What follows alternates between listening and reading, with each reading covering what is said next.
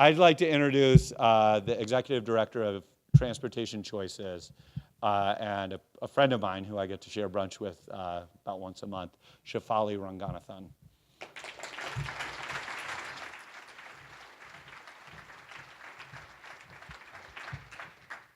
Good evening. How's everyone doing today?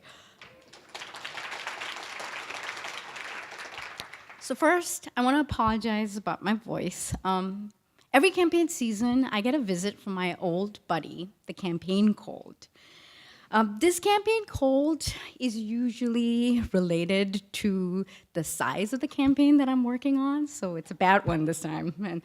And it's fitting as I talk to you about campaigns that I get to share the stage with my campaign cold. With that said, I want to tell you a story. So this story has everything. This is the story of a city that dared to dream big. This is a story that has drama, lots of it, a lot of suspense, typically on election night, and an improbable cast of characters who dared to challenge the status quo. The story has a great ending, or I guess you could call it a new beginning. Welcome to Seattle. This is the story of Seattle and how we found a way to get things done. Welcome to Seattle, where we like our coffee strong and our process long. Where we finally have a train, it just took 40 years of pain. Where 60% don't drive to work, and Orca Pass is more than just a nice perk. Where we just made a huge investment in transit, bike, and ped, and not just in plain old pavement. Once upon a time, in the long, not so distant past, we were a city that said no a lot. I'm sure you've heard some version of this sad tale in a session or a panel at this conference. In the 60s, we said no to a rail system, not once, but twice. In the 90s, we said no to light rail before we said yes. In 2000, we said no to the monorail after we said yes. And just when you thought that all hope was lost, we began to say yes a lot. From buses to trains to sidewalks to bike lanes, you name it, and this city has said yes to it. All this week, we've showcased our yeses in your workshops and your sessions, and it's been fun to show off a little, I'll admit that. I'd like to tell you that we have some kind of secret sauce, or perhaps it's because we legalized pot. I don't know. But the reality is that this is no accident. So now that I have your attention, I am going to introduce you to the characters of this story. So we have the politicians. These are your elected officials, your mayor, your council members, the dreamers, the doers, people willing to push the envelope, sometimes with a little bit of gentle nudging.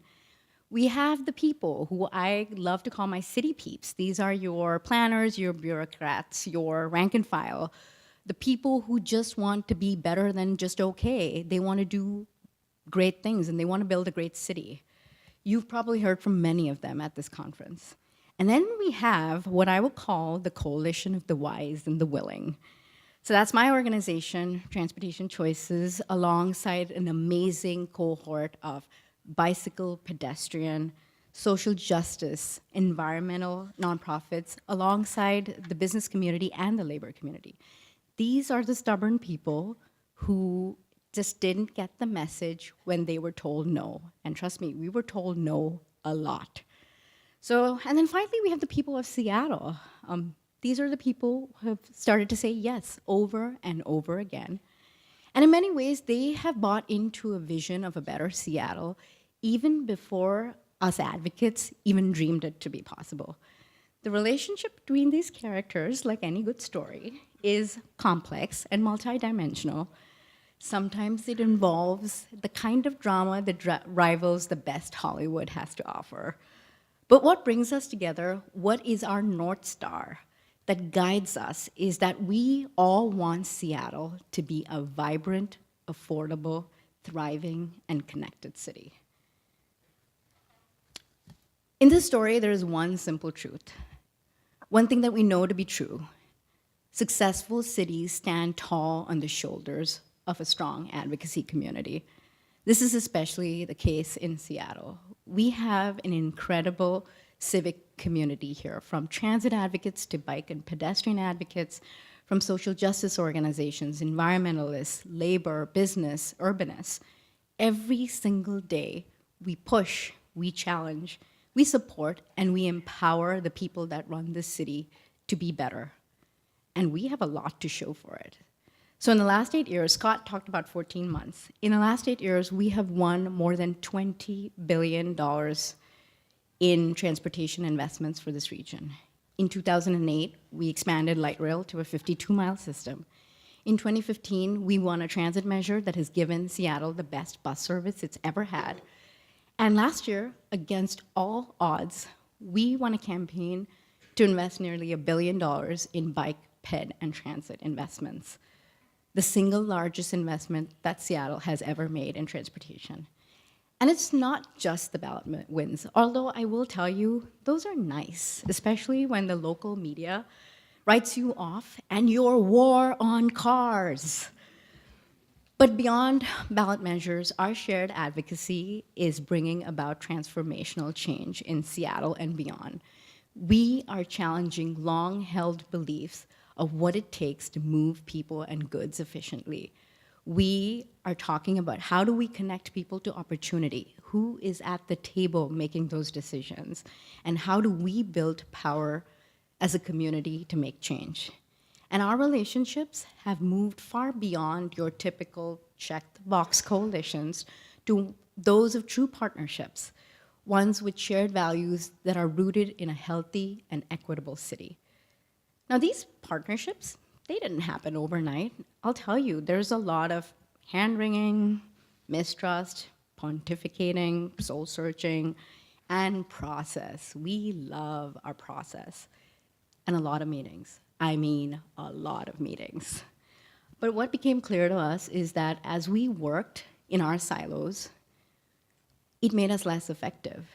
And the transportation needs in our community were too great, too urgent for us to keep doing the same thing and expect different results.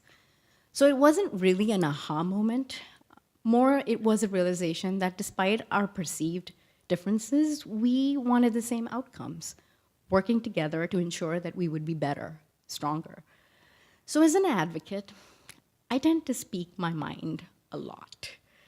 It gets me into trouble more often than I can admit and gives my poor communication director lots of headaches.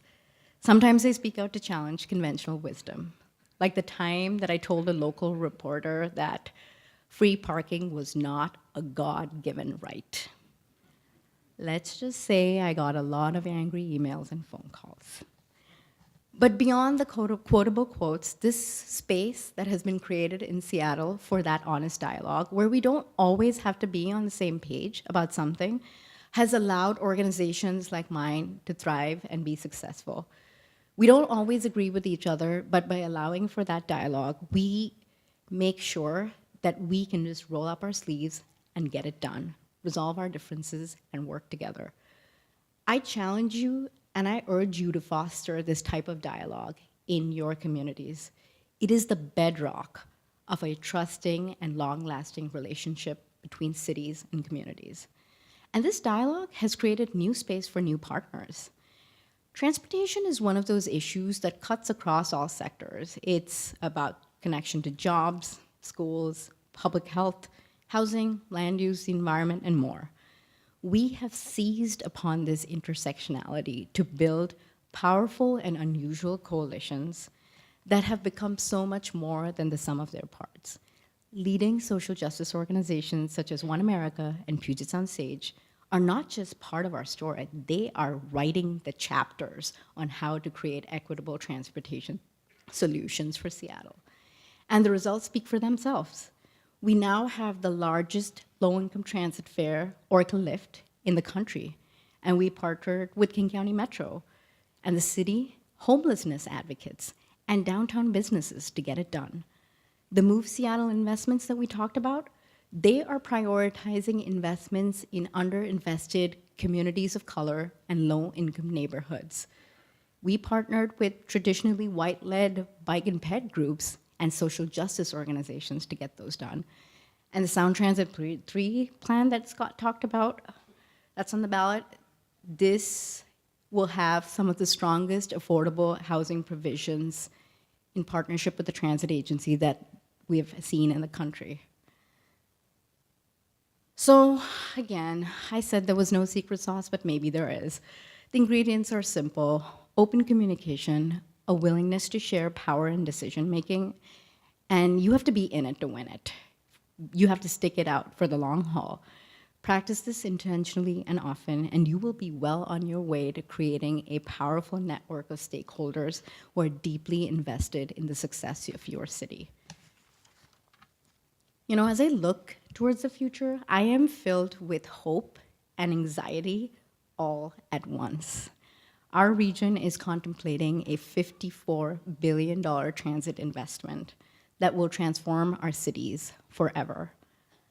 We're in the midst of a climate crisis and an affordable housing crisis. We do not have the luxury to wait to act. And much is riding on the shoulders, the tiny shoulders of advocates such as me. But then I remember we're all in this together. I remember why we do the work, for communities, for the future. And I am reminded by the words of Nelson Mandela: it always seems impossible until it's done. Thank you and have a good evening.